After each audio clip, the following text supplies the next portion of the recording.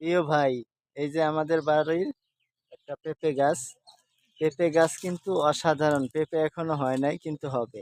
ঠিক আছে, দেখেন, এখনো পেঁপে হয় নাই, ফুল আসতেছে। ফুল আসলে তারপরে পেঁপে হবে।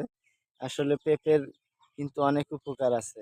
আর বাহিরে যেগুলা পেঁপে খাই আমরা, ঢাকা শহরে যেগুলা পেঁপে খাই, এগুলোর মধ্যে অনেক কেমিক্যাল দিয়ে পাকানো হয়।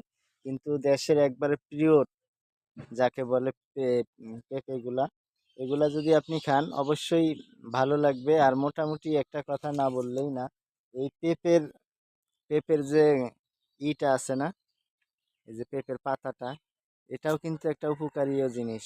যদি আপনারা খাইতে পারেন তাহলে কিন্তু উপকারটা হবে। যদি মানুষের অতি পরিমাণ জ্বর আসে না, জ্বর আসলেও কিন্তু এই পেঁপের পাতাটা একটু ভালো করে হাতে ধুয়ে, ভালো করে হাতের মধ্যে ধুয়ে সেই রসটা বের করে খাবেন।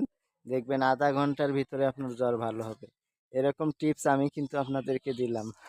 যদি ভালো লাগে অবশ্যই আমাকে একটা ফলো করে রাখবেন, যেন পরবর্তীতে আমি আরও নিত্য নিত্য ভিডিও দিতে পারি। আর সবাই আমার পাশে থাকবেন। ফলো কিন্তু অবশ্যই আমাকে দিবেন, কারণ অনেক উপকারী একটা কথা বললাম।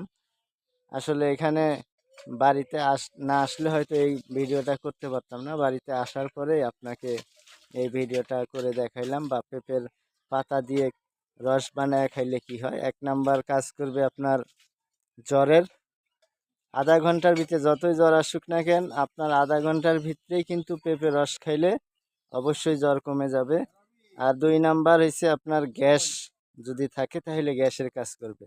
ঠিক আছে, সবাই ভালো থাকবেন। যারা এখনো ফলো করেন নাই অবশ্যই আমাকে একটা ফলো দিবেন, কারণ ওই ফলো দেখে আপনাদেরকে আমি ভালোবাসা দিব ইনশাআল্লাহ।